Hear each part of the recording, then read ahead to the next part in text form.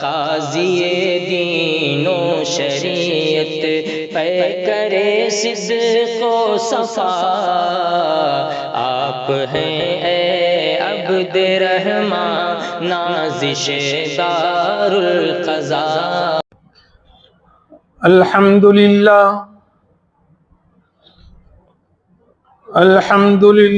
نحمده ونستعينه ونستغفره ونؤمن به ونتوكل عليه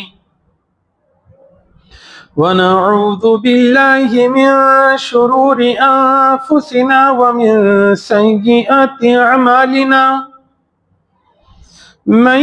يهده الله فلا مضل له ومن يضلله فلا هادي له، ونشهد أن لا إله إلا الله وحده لا شريك له، ونشهد أن سيدنا ومولانا محمدا عبده ورسوله، صلى الله تعالى عليه وعلى آله وأصحابه وأزواجه وبارك وسلم تسليما كثيرا كثيرا.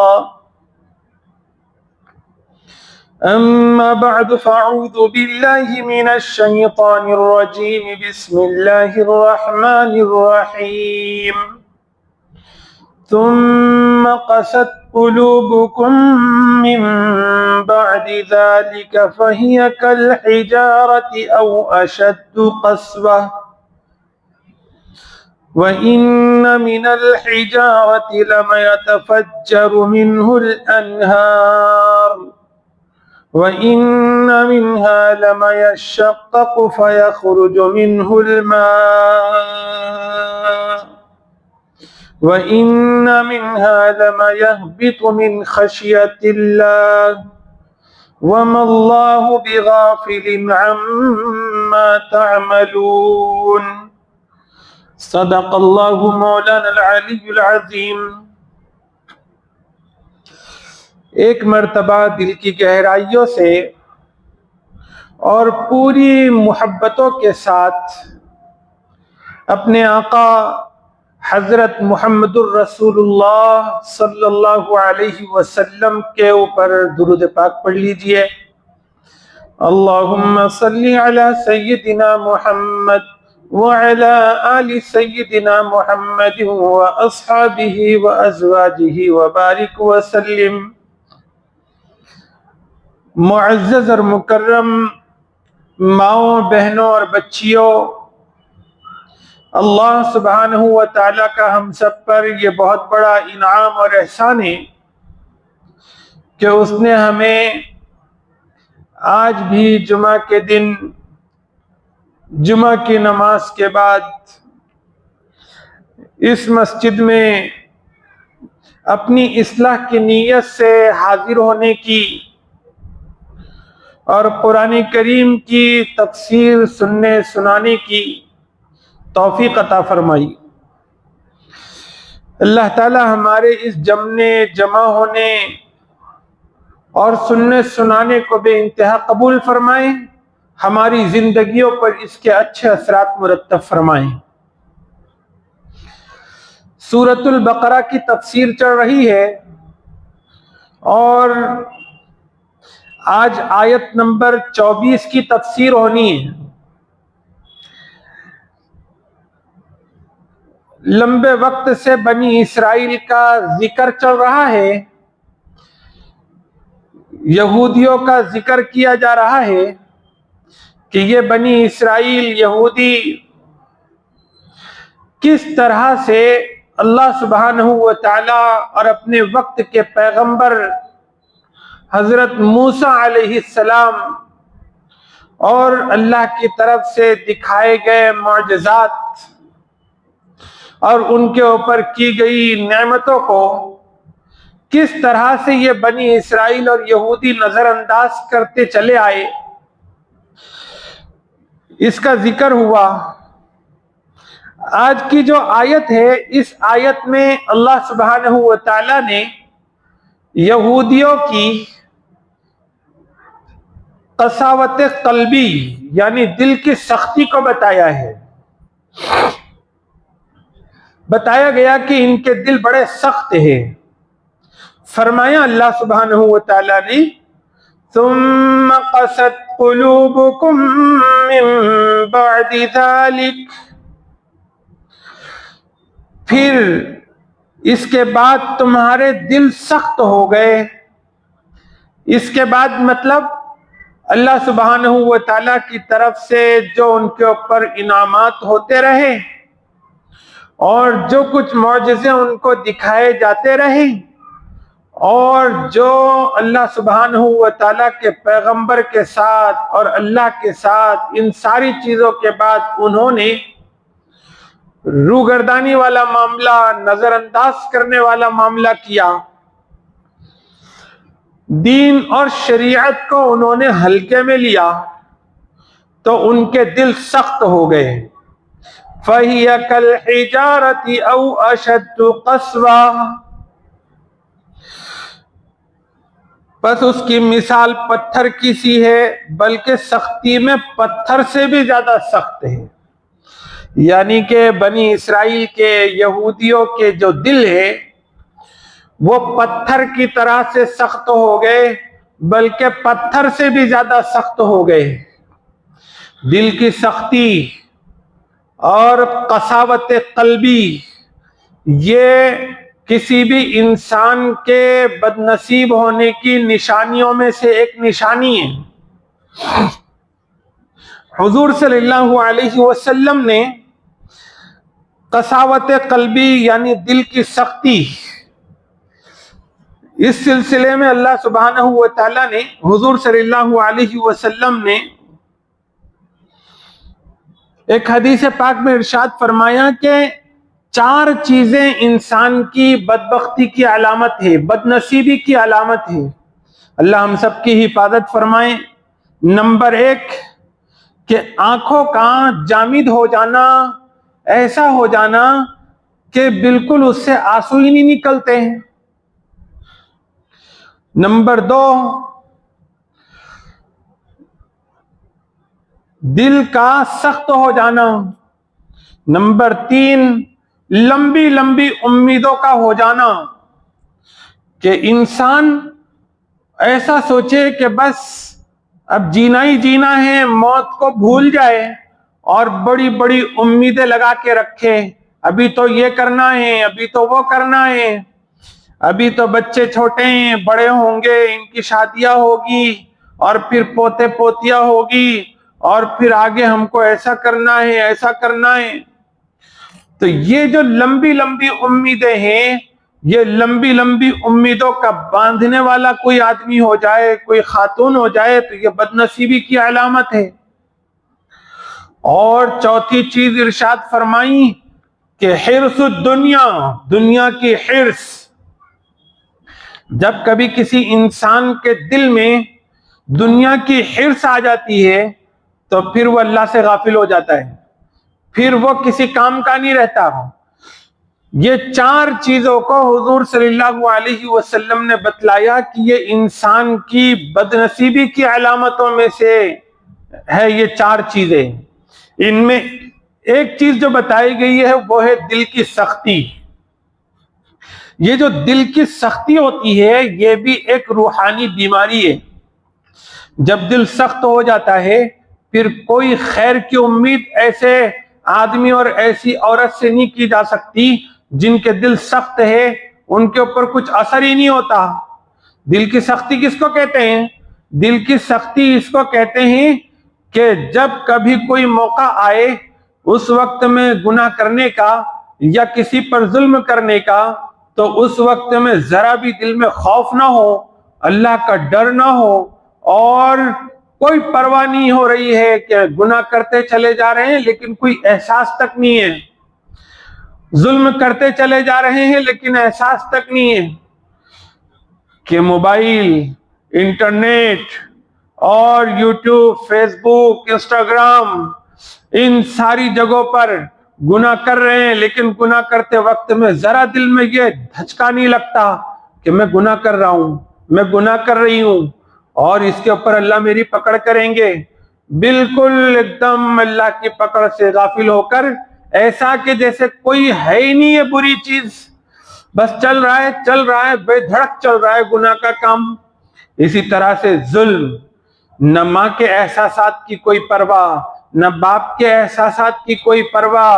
نہ بیوی کے احساسات کی کوئی پرواہ، نہ شوہر کے احساسات کی کوئی پرواہ، نہ اولاد کے احساسات کی کوئی پرواہ، بس میں ہوں اور میری زندگی ہے، اب اس کے بیچ میں مجھے کسی کے اوپر بھی ظلم کرنا پڑے، زیادتی کرنا پڑے، اور جب ظلم اور زیادتی کر رہے ہیں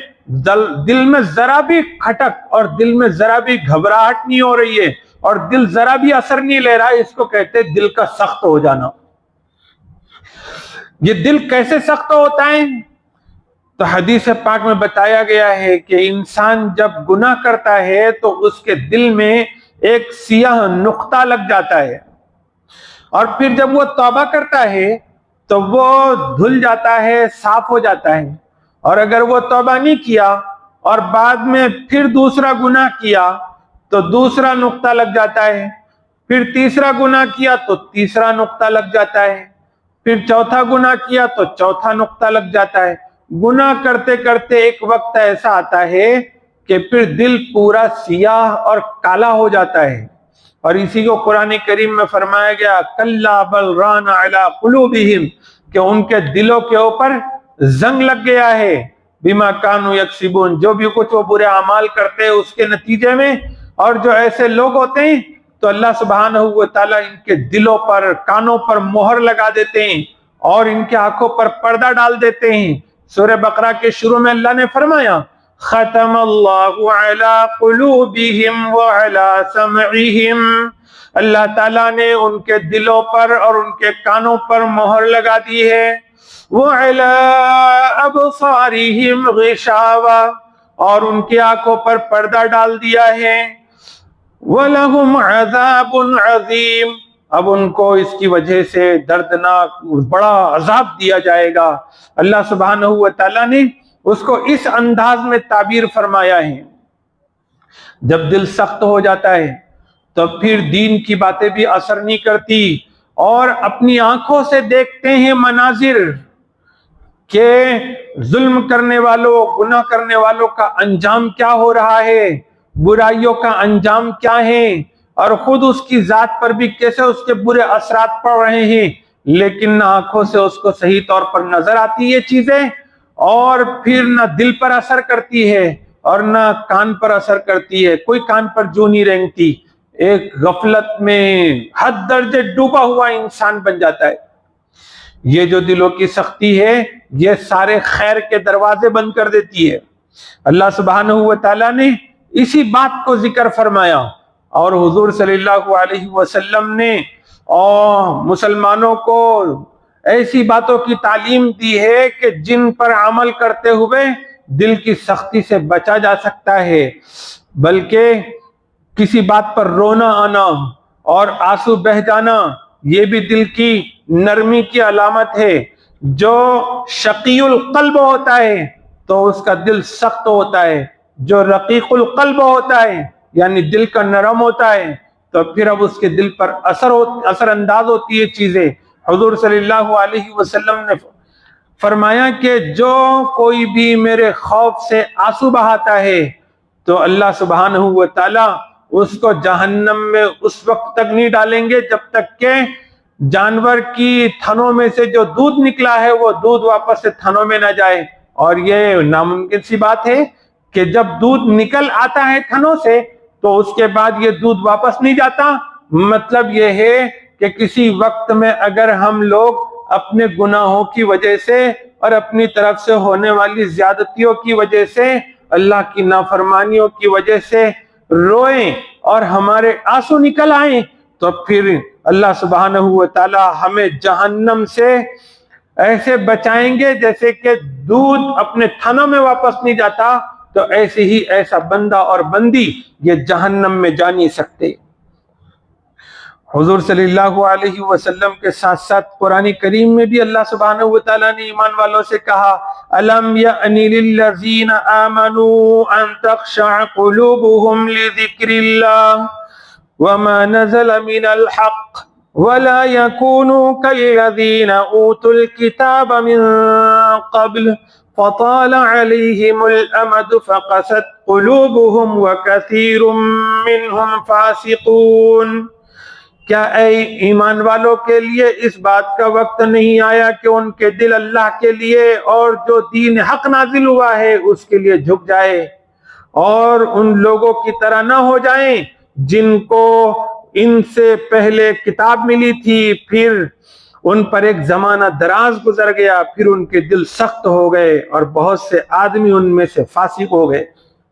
अल्लाह सुब्हानहू व तआला ने यहूदियों की तरह से दिल सख्त जिनके हो, जिन यहूदियों के जो दिल सख्त हो गए हैं, इस तरह से अपने दिलों को सख्ती पैदा करने से मना फरमाया है और बताया कि अल्लाह के जिक्र के लिए और जो कुछ अल्लाह की तरफ से नाजिल हुआ है यानी कुरान करीम और दीन हक, तो इसके लिए क्या मुसलमानों को वक्त नहीं आया कि वो अपने आप को झुका दें, यानी कि दिल नरम करें और दिल की सख्ती को खत्म करें। हमेशा अपने गुनाहों से माफी मांगते रहना चाहिए। गुनाह हो गए, दिल पर सिया नुक्ता लग गया, कुछ गफलत आ गई, अगर रोएंगे माफी मांगेंगे अल्लाह से तो फिर ये गुनाह की जो स्याही है वो धुल जाएगी और दिल फिर से तासुर लेने वाला बनेगा। कितने ऐसे बंदे और बंदियां आपको नजर आएगी अल्लाह के कि जिनका हाल ये है कि उन पर कुरान करीम की बातें असर नहीं करती, दीन की बातें असर नहीं करती। उनका मामला अजीब है कि वो देखते रहते हैं कि कैसे दीन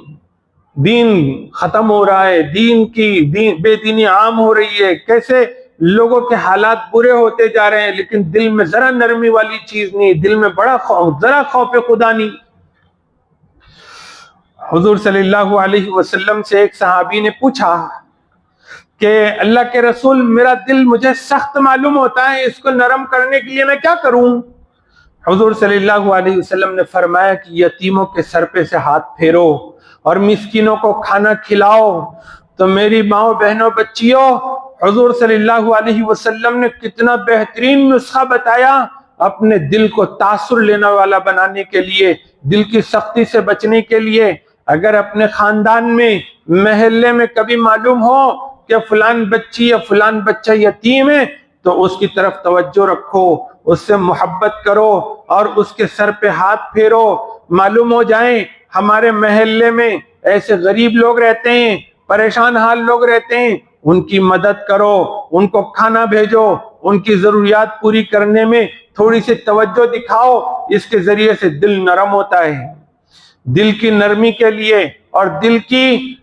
सख्ती के खत्म करने के लिए एक अमल और है जिसको अल्लाह का जिक्र कहते हैं। जब बंदा या बंदी अल्लाह सुब्हानहू व तआला का जिक्र करते रहते हैं तो इस जिक्र के नतीजे में दिल नरम होता है। सुबह शाम की तस्बीहात करते रहा करो और कुरान करीम की तिलावत करते रहा करो, नमाजों का एहतमाम और इसी तरह से और अल्लाह सुब्हानहू व तआला की इताअत में अपने आप को लगाना, ये सब अल्लाह का जिक्र कहलाता है। जितना अल्लाह के जिक्र में रहेंगे, अल्लाह की इताअत करते रहेंगे, उतना दिल नर्म होगा। और दिलों की सख्ती जो आती है एक तो गुनाहों की वजह से आती है और दूसरी एक वजह और बताई गई है हदीस पाक में।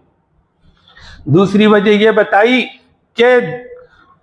कसरत से जो बातें हम करते हैं यानी कसरत कलाम, इसके जरिए से भी दिलों में सख्ती पैदा होती है। हुजूर सल्लल्लाहु अलैहि वसल्लम ने फरमाया कि अल्लाह के जिक्र के अलावा ज्यादा बात ना किया करो, क्योंकि अल्लाह सुब्हानहू व तआला क्योंकि अल्लाह के जिक्र के अलावा जो बात की जाती है उसके जरिए से दिल की सख्ती पैदा होती है। और बिलाशुबा लोगों में सबसे ज्यादा अल्लाह से दूर वो शख्स है जिसका दिल सख्त हो। अल्लाह से दूर होने का क्या मतलब? अल्लाह तबारक व तआला से दूर होने का मतलब ये है कि अल्लाह से उसका राब्ता, उसका ताल्लुक खत्म हो गया है और अल्लाह सुब्हानहू व तआला के और उसके बीच में पर्दे हायल हो गए हैं। होना ये चाहिए कि हम लोग جب بھی زبان کھولے اللہ کے ذکر کے لیے کھولے، تلاوت کے لیے کھولے، اور کم سے کم ہم زبان کھولے لوگوں سے باتیں کرنے کے لیے۔ آج تو ایسا حال ہے کہ ہماری یہ جو زبان ہے، تو یہ زبان تو اتنی چلتی ہے کہ پوچھو مت۔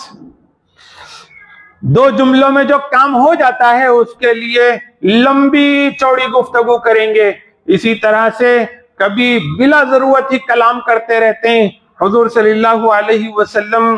نے زبان کی آفتوں کے سلسلے میں کتنی باتیں ارشاد فرمائی، اور حضرت ابو بکر صدیق رضی اللہ تعالیٰ عنہ تو کبھی کبھی اپنی زبان کو پکڑ لیتے تھے اور تکلیف دیتے تھے۔ لوگ پوچھتے کہ یہ کیا کر رہے ہو؟ تو حضرت ابو بکر صدیق رضی اللہ تعالیٰ عنہ کپ کپائی ہوئی حالت میں اور ڈری ہوئی حالت میں کہتے ہیں کہ اکثر لوگ اس زبان کی وجہ سے جہنم میں جانے والے ہیں۔ پہلے تو ایسا تھا کہ اگر کسی خاتون کو کسی دوسری خاتون سے بات کرنا ہے، رشتہ دار سے بات کرنا ہے، سہیلی سے بات کرنا ہے، تو اپنا کام دھام کر کے، گھر کی صاف صفائی کر کے، اور پھر بڑی مشکل سے دروازے بند کر کے پھر اس کے پاس جا کے بیٹھ کر باتیں کرنی پڑتی تھی۔ تو اس سے تھوڑا سا کنٹرول رہتا تھا کہ کون اتنی محنت مشقت کر کے جائے اور بات کریں۔ لیکن اب تو گھر میں موبائل آ گیا ہے، اور پھر موبائل پر بھی اب ایسے ریچارج ہوتے ہیں کہ آپ نے ایک مرتبہ ڈال دیا تو پھر اب انلمیٹڈ کالنگ اب فری رہے گی۔ یہ کالنگ فری کر دی گئی۔ اب یہ بہت بڑی نعمت ہے خواتین کے لیے، عورتوں کے لیے۔ اب کھانا بنا رہے ہیں تب بھی کان کو فون لگا ہوا ہے، اب برتن دھو رہے کان کو فون لگا ہوا ہے، اور جھاڑو مار رہے تو بھی فون لگا ہوا ہے، اور ہر موقع پر اب فون کان کو لگا ہوا ہے۔ اور فون نہیں، اب فون کے ہیڈ فون آ گئے ہیں، وہ کان کو لگ جاتے ہیں، اور لمبی لمبی باتیں چلتی ہے۔ کیا باتیں ہوتی ہے؟ بس ادھر ادھر کی غیر ضروری باتوں سے ہماری یہ گفتگو چلتے رہتی ہے، اور اس کی وجہ سے بہت ساری مرتبہ غیبت ہوتی ہے، چغلی ہو جاتی ہے، اور بلا ضرورت باتیں کرنے میں پھر آپ کہاں سے لائیں گے اتنا ایندھن اندر سے مضمون؟ یہاں تو کوئی مولوی صاحب بیان کرتے ہیں، 1 گھنٹہ اگر بیان کرے تو پورا خزانہ ان کا خالی ہو جاتا ہے، لیکن عورتوں کا خزانہ کبھی خالی نہیں ہوتا، کیونکہ ان کے پاس بولنے کے لیے اللہ نے زبان دی ہے، اور زبان ان کی ایسی ہے کہ اب اچھی بری ساری چیزیں پھر انسان کے زبان سے نکلنا شروع ہو جاتی ہے۔ کتنی مرتبہ ایسی باتیں ہوتی ہے کہ جس پر خاتون خود بعد میں پچھتاتی ہے، افسوس کرتی ہے کہ میں نے یہ باتیں کیوں کہہ دی، اور اس کی وجہ سے اس کو شرمندگی اٹھانی پڑتی ہے، کبھی کبھی مشکلات میں بھی گر جانا پڑتا ہے۔ یاد رکھو، یہ کثرت سے کلام کرنا، چونکہ بہت ساری مرتبہ اس میں گناہ ہو جاتے ہیں، اور ایسے گناہ ہو جاتے ہیں کہ اس کی توبہ بھی نہیں ہوتی، کیونکہ توبہ کی طرف دھیان ہی نہیں جاتا کہ ہم نے کوئی غلط کام کیا۔ تو اس کی وجہ سے ہوتا یہ ہے کہ دل سخت ہو جاتا ہے۔ اگر ہم نے ضرورت کے حساب سے گفتگو رکھی تو ایک تو ہماری اپنی زندگی عافیت میں آئے گی کہ گناہ زیادہ نہیں ہوں گے، اور پھر کسی مصیبت میں بھی نہیں پھنسیں گے۔ دوسرا، ہمارے پاس وقت بچے گا۔ یہ موبائل نے جو وقت لیا ہے نا، یہ وقت اگر ہمارا بچتا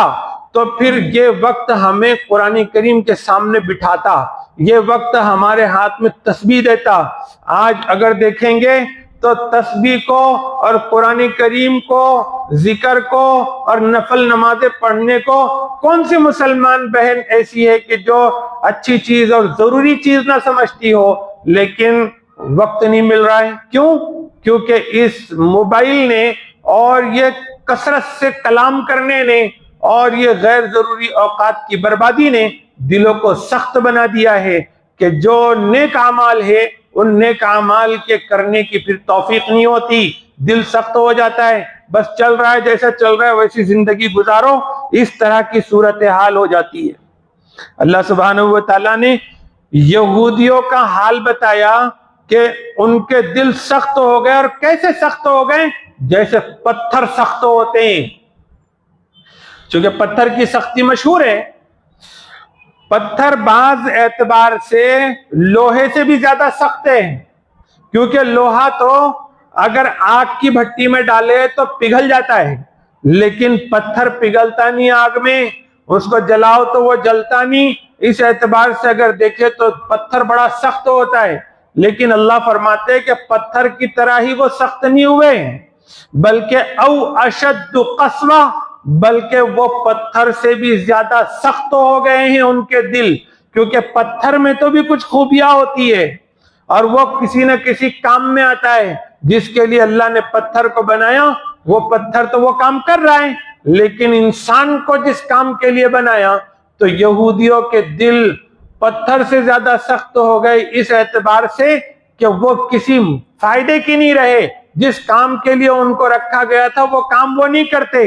وہ تو دنیا کے لیے عذاب بنے ہوئے ہیں۔ آج دنیا میں جو تنگی ہے اس کی واحد وجہ اگر دکھائی دیتی ہے انسانوں میں تو یہودی نظر آئیں گے۔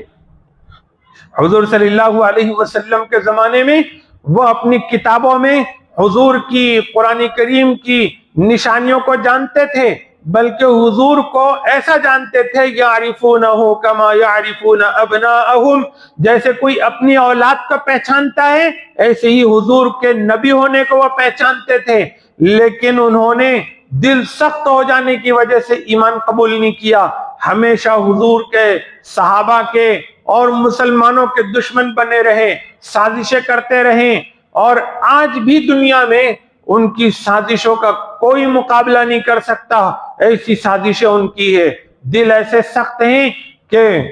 بچے مارے جاتے ہیں، عورتیں ماری جاتی ہیں، بے گناہ اور معصوم لوگوں کے جنازے اٹھتے ہیں، لیکن ان کے دل میں ذرا بھی رحم نام کی چیز نہیں ہوتی، دل ان کے پتھر سے بھی زیادہ سخت کہ اس وقت میں وہ دنیا میں مصیبت بنے ہوئے ہیں، فائدہ تو کچھ بھی ان کی ذات سے نہیں ہے۔ اگر وہ لڑتے ہیں، وہ جھگڑتے ہیں تو اس کا خمیازہ پوری دنیا کو بھگتنا پڑتا ہے۔ دیکھو ذرا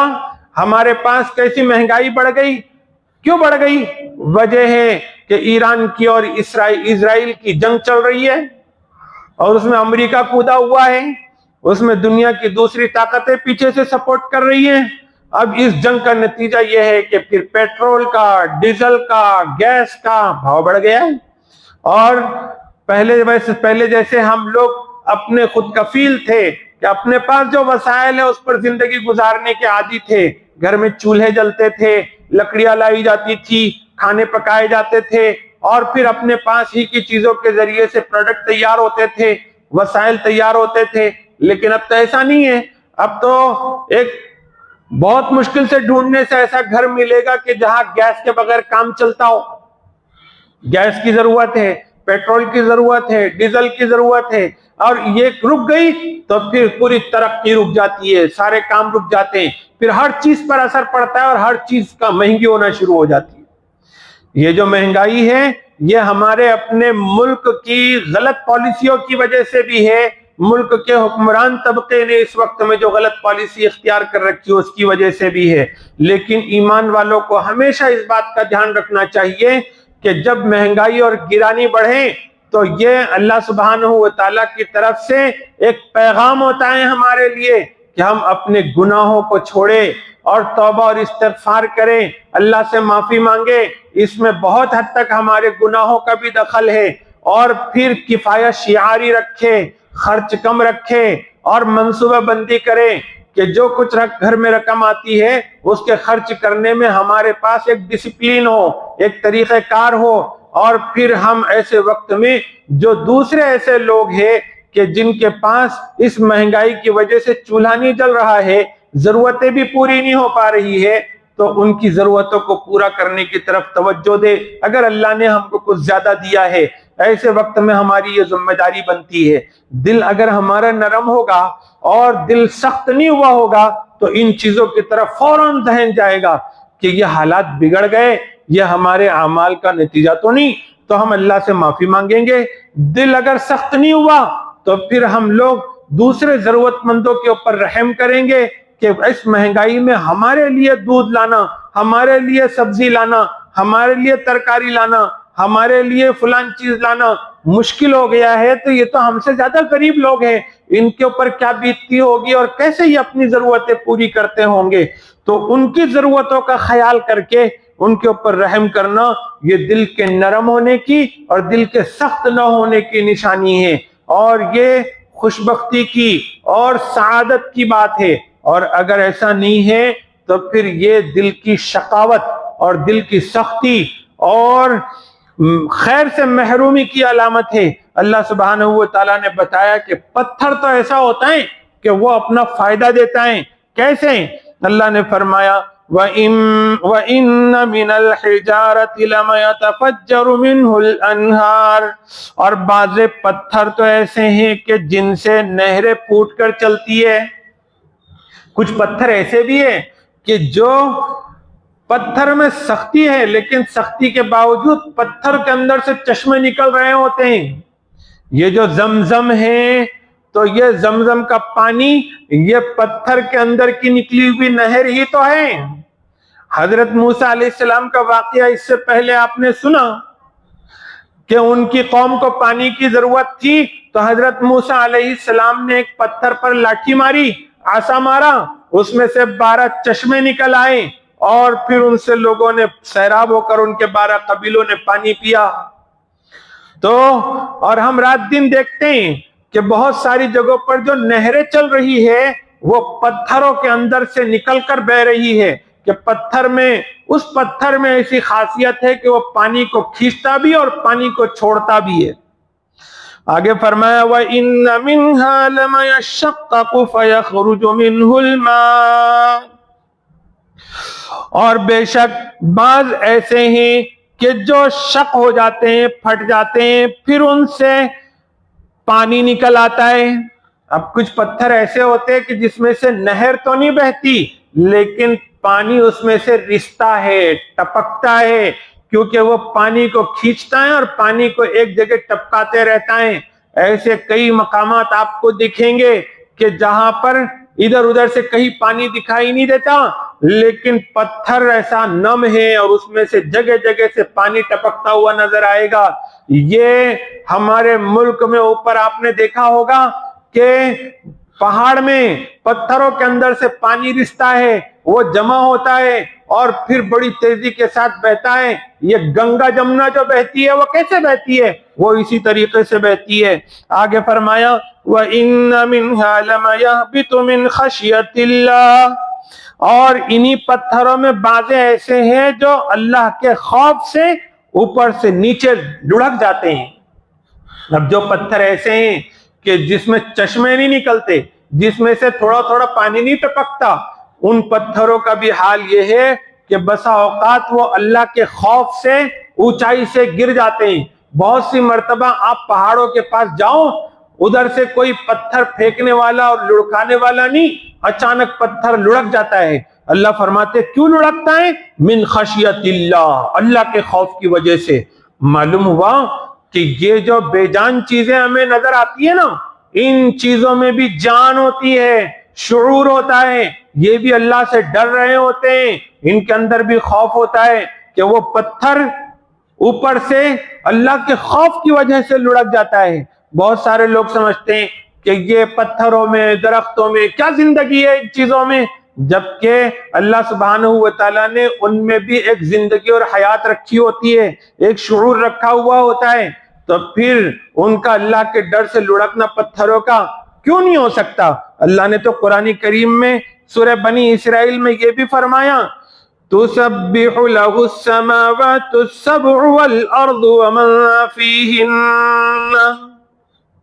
تمام ساتوں آسمانوں اور زمین اور جو کچھ اس میں ہے وہ اس کی پاکی بیان کرتے ہیں۔ وَإِن مِّن شَيْءٍ إِلَّا يُسَبِّحُ بِحَمْدِهِ،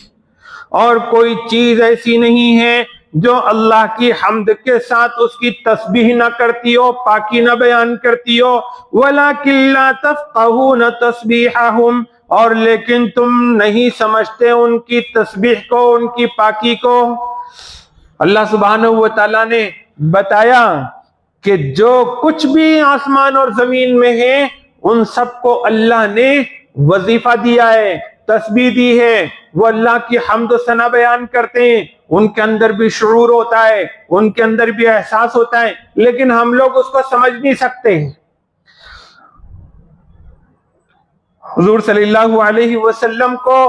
جب نبوت ظاہر کر دی گئی تو حضور صلی اللہ علیہ وسلم نے خود بیان فرمایا کہ مکہ مکرمہ میں ایک پتھر ہے، میں اسے اچھی طریقے سے پہچانتا ہوں، جب میری بعثت ہوئی تھی وہ میں اس کے پاس جاتا تو وہ مجھے سلام کیا کرتا تھا۔ معلوم ہوا کہ پتھروں میں بھی شعور ہوتا ہے۔ اور پھر حضور صلی اللہ علیہ وسلم کا یہ بھی ذکر کیا گیا ہے کہ ایک مرتبہ 7 یا 9 کنکریاں حضور صلی اللہ علیہ وسلم نے اپنے ہاتھ میں لی تو وہ تسبیح پڑھنے لگی۔ حدیث کے جو راوی ہیں حضرت ابو ذر رضی اللہ تعالیٰ عنہ، وہ فرماتے ہیں کہ میں نے وہ جو تسبیح پڑھ رہی تھی کنکریاں، اس کو میں نے اپنے کانوں سے سنا،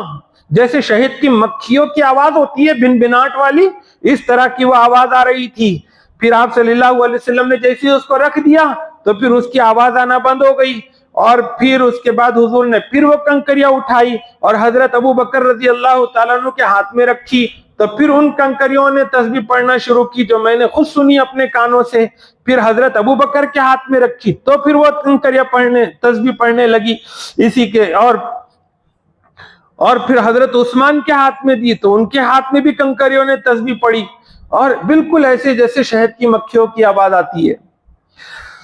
جن چیزوں کا ہم بے جان سمجھتے ہیں وہ چیزیں بھی ایک تو تکوینی طور پر، فطری طور پر اللہ نے ان کو ایک کام دیا، اس کام میں تو ہے ہی لگے ہوئے، لیکن ساتھ ہی ساتھ ان کے دل میں بھی اللہ کا خوف ہوتا ہے، ان کے دل میں بھی، ان کے اندر بھی شعور ہوتا ہے، اور وہ بھی اللہ سے ڈرنے والی مخلوق ہوتی ہے۔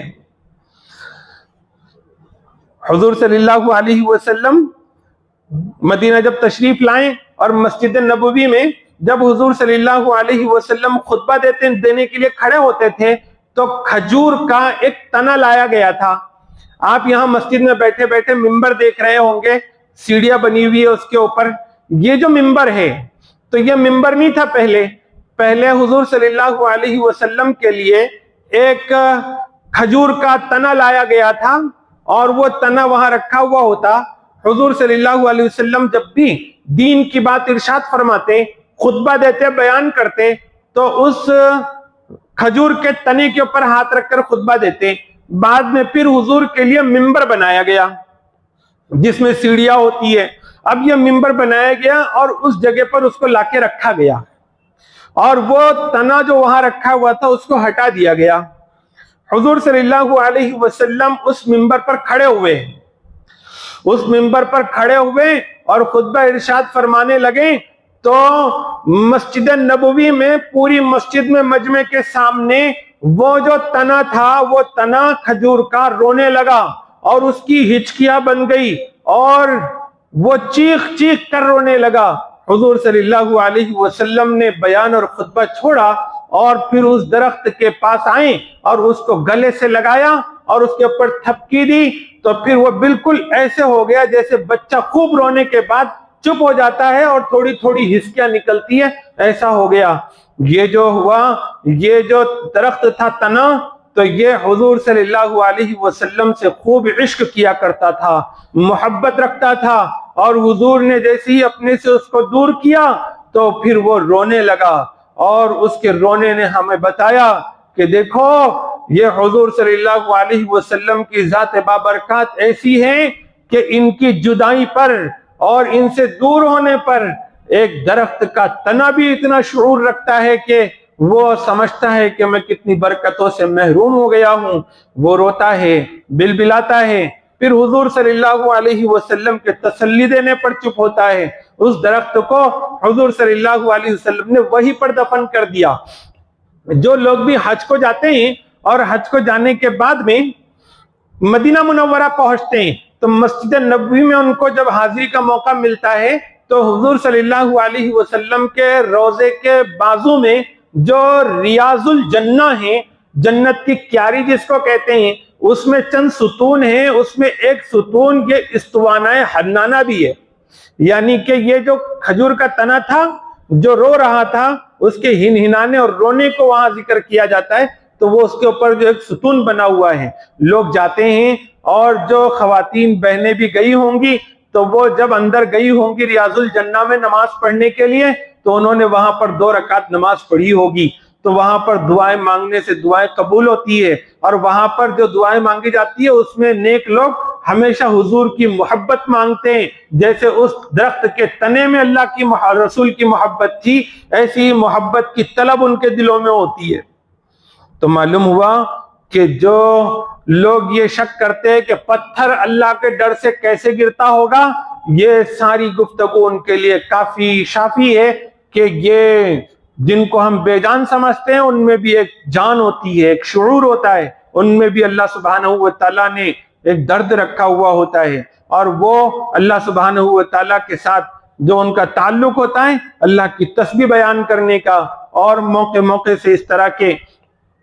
حیرت انگیز واقعات بھی سامنے آتے رہتے ہیں، تو پتھروں میں بھی پھر یہ شعور ہوتا ہے۔ یہ اور بات ہے کہ انسان کو اللہ نے جو جس طریقے کی عقل دی ویسی عقل ان میں نہیں ہے، اور اس کی وجہ سے اللہ سبحانہ و تعالیٰ نے ان کو شریعت کا مکلف نہیں بنایا ہے۔ اللہ سبحانہ و تعالیٰ نے فرمایا کہ وَمَا اللَّهُ بِغَافِلٍ عَمَّا تَعْمَلُونَ، اور اللہ نہیں ہے ان چیزوں سے غافل جس کو تم کرتے ہو، یعنی کہ تم جو اعمال کرتے ہو اللہ اس سے غافل نہیں۔ یہودیوں کو کہا جا رہا ہے، قیامت تک کے آنے والے یہودیوں کو، کہ جو تم حرکتیں کر رہے ہو اور تمہارے جو دل سخت ہو گئے ہیں، تم نبیوں کی اولاد، تمہارے بیچ میں ہزاروں نبی بھیجے گئے اور تمہارے اوپر بڑی بڑی نعمتیں نچھاور کی گئی، لیکن تم نے گناہ کر کے، سرکشی کر کے دل اپنے ایسے سخت بنا لیے کہ ان دلوں کی سختی کی وجہ سے تم ہر طرح کی خیر سے محروم ہو گئے اور تم بدبخت اور بدنصیب بن گئے۔ اب یہ تمہاری حالت ہے کہ تمہارا دل ذرا ڈرتا نہیں ہے، خوف نہیں کھاتا، اور تم یہ دنیا میں ظلم کرتے ہو، گناہ کرتے ہو، تو یہ گناہ تمہارے سب اللہ سبحانہ و تعالیٰ کے علم میں ہیں۔ تم اللہ کو بھول گئے تو کیا ہوا؟ اللہ تو تمہیں یاد رکھتے ہیں۔ اس میں ہمارے لیے بھی پیغام ہے کہ ہمارے اندر اگر دل کی سختی آ گئی، ہمارا دل اگر ڈرتا نہیں ہے اللہ سے گناہ کرتے وقت میں، اور گناہ ہو جاتے تو فوراً اگر ہم توبہ کی فکر نہیں کرتے، دین اور دین کی باتوں سے دور رہتے ہیں اور اس میں ہمیں افسوس نہیں ہوتا، ہم فکر نہیں کرتے کہ ہمیں دین کی طرف آنا ہے، نیکیوں کا شوق نہیں ہے، گناہوں سے بچنے کا اہتمام نہیں ہے، اور اللہ کو بھولے ہوئے ہیں، تو یاد رکھو یہ بڑی بدبختی اور بدنصیبی کی بات ہے۔ یہ تو یہودیوں والا طریقہ ہے، اور اللہ سبحانہ و تعالیٰ کسی کے اعمال سے غافل نہیں ہے۔ انسان غفلت کر جاتا ہے، اللہ کو بھول جاتا ہے، اور پھر اچھے برے کام کر لیتا ہے اور سمجھتا ہے کہ بس چل رہی ہے گاڑی، اور بھول جاتا ہے کہ اس نے کیا کیا گناہ کیے۔ لیکن اللہ سبحانہ و تعالیٰ بھولتے نہیں ہیں، وہ غافل نہیں ہیں۔ ایک ایک لمحے کا، ایک ایک منٹ کا، ایک ایک سیکنڈ کا اللہ کے پاس حساب موجود ہے۔ وہ سب جانتے ہیں، جو تنہائی میں کیا جاتا ہے، جو اجالے میں کیا جاتا ہے، چار لوگوں کے بیچ میں ہو اور یا چھپ کر ہو، کسی سے دنیا میں ڈرتے نہیں ہیں، کوئی کچھ بگاڑ نہیں سکتا، تو بس غفلت میں چل رہے۔ لیکن اللہ سبحانہ و تعالیٰ غافل نہیں ہے اس سے۔ یہ اللہ کی طرف سے ایک دھمکی ہے سارے انسانوں کو کہ دیکھو غفلت چھوڑو، دل کی سختی مٹاؤ اور اللہ کا ڈر دل میں پیدا کرو، اور یاد رکھو ایسا نہیں کرو گے تو تمہارا سب کالا چٹھا میرے پاس ہوگا۔ دیکھو ماں اور بہنوں، ہماری یہ جو زندگی ہے یہ اللہ سبحانہ و تعالیٰ کی نگرانی میں گزر رہی ہے۔ ان اللہ کان علیکم رقیبا، اللہ سبحانہ و تعالیٰ ہمارے رقیب اور نگہبان ہیں۔ ہر چیز اللہ سبحانہ و تعالیٰ دیکھ رہے ہیں، کوئی چیز اللہ سے چھپی ہوئی نہیں ہے۔ ہمارے گھر میں اگر کسی جگہ پر کیمرہ لگا ہوا ہو، اس کیمرے کا کیسا احساس ہوتا ہے، اس جگہ پر جانے کے بعد فوراً جو چھٹی ہی سے وہ جاگ جاتی ہے، فوراً دل کو دھڑکا لگ جاتا ہے، اور کیمرے کی نگرانی میں پھر کوئی غلط حرکت نہیں کرتے کہ اس میں ہم قید ہو جائیں گے۔ لیکن اللہ سبحانہ و تعالیٰ سے ایسی کیا غفلت، کیسا دل سخت، کہ یہاں پر صورتحال یہ کہ جانتے ہیں کہ کیمرے تو بھی کچھ اینگل چھوڑ سکتے ہیں، لیکن اللہ سبحانہ و تعالیٰ یہ تو کچھ بھی نہیں چھوڑیں گے، سب اللہ کے علم میں ہے۔ جس جگہ پر ہم گناہ کرتے ہیں، جس گھر کے اندر گناہ کرتے ہیں، جس گھر کے کونے میں گناہ کرتے ہیں، یہ سب چیزیں قیامت کے دن اللہ سبحانہ و تعالیٰ کے پاس گواہی دے گی۔ یومئذ تحدث اخبارہا، اللہ سبحانہ و تعالیٰ نے فرمایا کہ اس دن زمین اپنی خبریں نکالے گی اور سب کالا چٹھا نکل کر آئے گا۔ اس کے علاوہ کرامن کاتبین ہمارے ساتھ ہے، ہمارے سیدھے کاندھے پر ایک فرشتہ ہے نیکیاں لکھنے والا، اور الٹے کاندھے پر ایک فرشتہ ہے گناہ لکھنے والا۔ جب ہم میں سے کوئی گناہ کرتا ہے تو پھر جو بائیں طرف کے کاندھے والا ہے تو وہ سیدھے طرف کے کاندھے والے سے پوچھتا ہے کہ تم میرے امیر صاحب ہو، میں یہ گناہ لکھوں کیا نہ لکھوں؟ تو سیدھے ہاتھ کا کاندھے کا فرشتہ کہتا ہے تھوڑا سا رک جا، ہو سکتا ہے توبہ کر لے گا تو تجھے اور بعد میں مٹانا پڑے گا، تو رک جا، اس کے توبہ کا انتظار کر۔ پھر اس کے توبہ کا انتظار کرتے ہیں، اور جب وہ توبہ نہیں کرتا تو پھر وہ الٹے ہاتھ کی طرف جو فرشتہ ہے وہ برائی کو لکھ دیتا ہے۔ معلوم ہوا کہ گناہ کرنے کے کچھ دیر بعد تک بھی اللہ کی طرف سے یہ انتظار ہوتا ہے کہ یہ بندہ یا بندی گناہ کرنے کے بعد توبہ کر لیں گے۔ دیکھو شیطان اگر ہمیں گناہ چھوڑنے نہیں دیتا تو ہم نے بھی توبہ نہیں چھوڑنا چاہیے۔ جب بھی گناہ ہو جائیں فوراً توبہ کر لینی چاہیے تاکہ یہ نام اعمال میں ہمارا کام لکھا نہ جائے۔ اسی طرح سے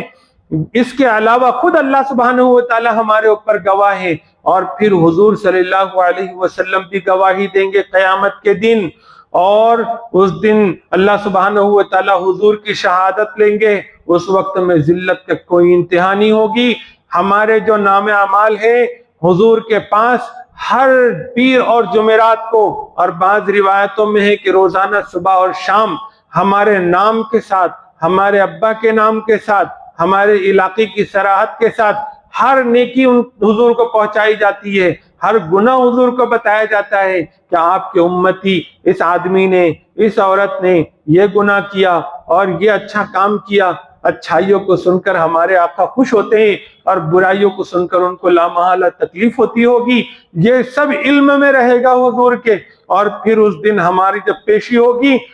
اس وقت میں حضور اللہ کی طرف سے وہاں گواہی دینے آئیں گے کہ ہاں یہ میرا خوش نصیب بندہ ہے، یہ امتی ہے، یہ خوش نصیب امتی ہے کہ جنہوں نے یہ نیکیاں کی تھی، اور یہ بد نصیب امتی ہے کہ جنہوں نے یہ گناہ کیا تھا۔ تو اس وقت میں پھر ذلت اور رسوائی کی کوئی حد نہیں ہوگی۔ اللہ ہمیں حضور کے سامنے رسوا ہونے سے بچائے، اللہ خود اپنی ذات کے سامنے ہمیں رسوا ہونے سے بچائے۔ اللہ سبحانہ و تعالی ہمارے دل کی سختی کو دور فرمائے اور ہمارے دل میں رقت پیدا فرمائے، نرمی پیدا فرمائے، نیکیوں کا شوق نصیب فرمائے، اور اللہ کا خوف ہمارے دل میں ہو، اور گناہوں سے بچنا ہمارے لیے آسان ہو۔ وآخر دعوانا الحمدللہ رب العالمین۔